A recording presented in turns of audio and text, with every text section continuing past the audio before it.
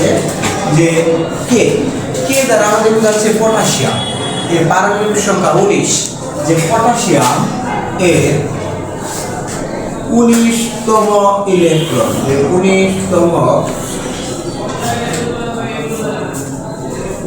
Electron 3D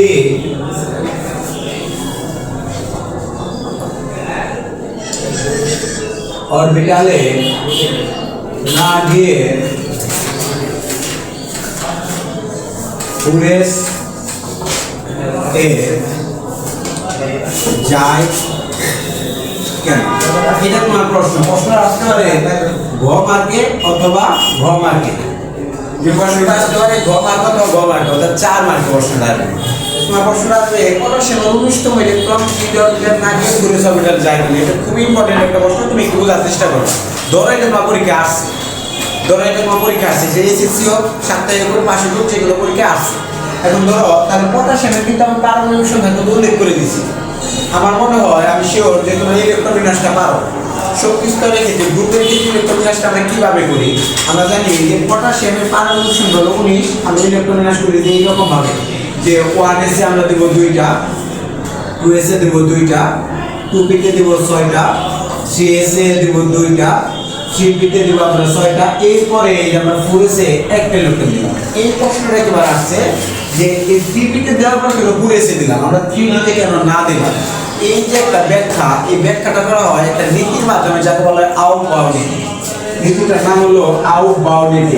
আউটবাউ নীতি। আউটবাউ নীতি যে এটা কিন্তু কোনো বৈজ্ঞানিক নাম না, এটা একটা জার্মান ভাষা থেকে নীতিটার নামকরণ করেছে আউটবাউ নীতি। নীতিটা কিরকম হতে পারে? নীতিটা হলো পরমাণুর অরবিটালে যখন ইলেকট্রনগুলো প্রবেশ করে তখন ইলেকট্রনগুলো তাদের শক্তির উচ্চ ক্রমানুসারে প্রবেশ করে। এর মানে হলো ইলেকট্রন প্রথম নিম্ন শক্তির অরবিটালে আগে যাবে, ওই নিম্ন শক্তির অরবিটাল পূর্ণ হওয়ার পর ক্রমান্বয়ে উচ্চ শক্তির অরবিটালে ইলেকট্রনগুলো প্রবেশ করে। আর এই নীতিটার নাম হলো আউটবাউ নীতি, যাকে সংক্ষেপে n+l নীতি বলা হয়। তার নীতিটা দেখো আমরা একটু লিখি যে পরমাণুর অরবিটালে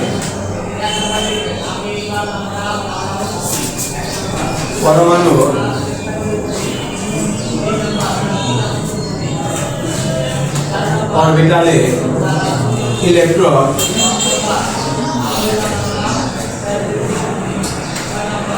প্রবেশের সময়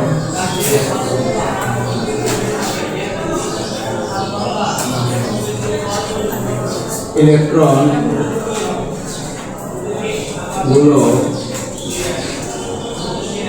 তাদের শক্তির উচ্চ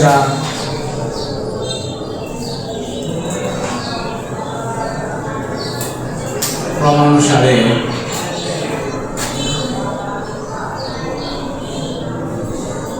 প্রবেশ করে।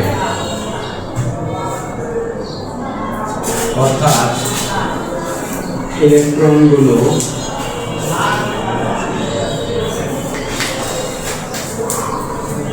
প্রথমে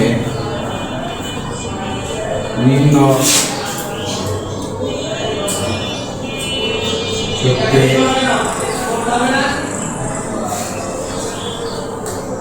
অরবিটাল এবং পরে উচ্চ শক্তির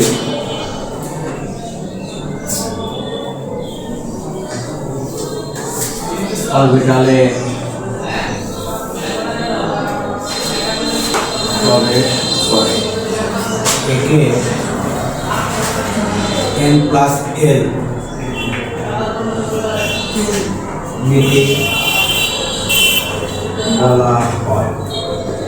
যখন আমি লিখছি আউটবাউ নীতির আরেক নাম হলো n+l নীতি, যে পরমাণুর অরবিটালে ইলেকট্রন প্রবেশের সময় ইলেকট্রনগুলো তাদের শক্তির উচ্চ ক্রমানুসারে প্রবেশ করে।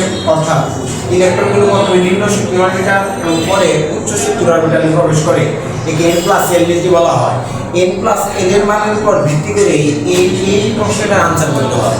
এখন n বলতে বোঝায়, তুমি জানো যে কোয়ান্টাম সংখ্যাকে 4 ভাগে ভাগ করা যায়। একটা হলো প্রধান কোয়ান্টাম সংখ্যা যাকে n দ্বারা প্রকাশ করা হয়, সহকারী কোয়ান্টাম সংখ্যাকে l দ্বারা প্রকাশ করা হয়, চুম্বকীয় কোয়ান্টাম সংখ্যাকে m দ্বারা প্রকাশ করা হয় এবং স্পিন বা ঘূর্ণন কোয়ান্টাম সংখ্যাকে s দ্বারা প্রকাশ করা হয়।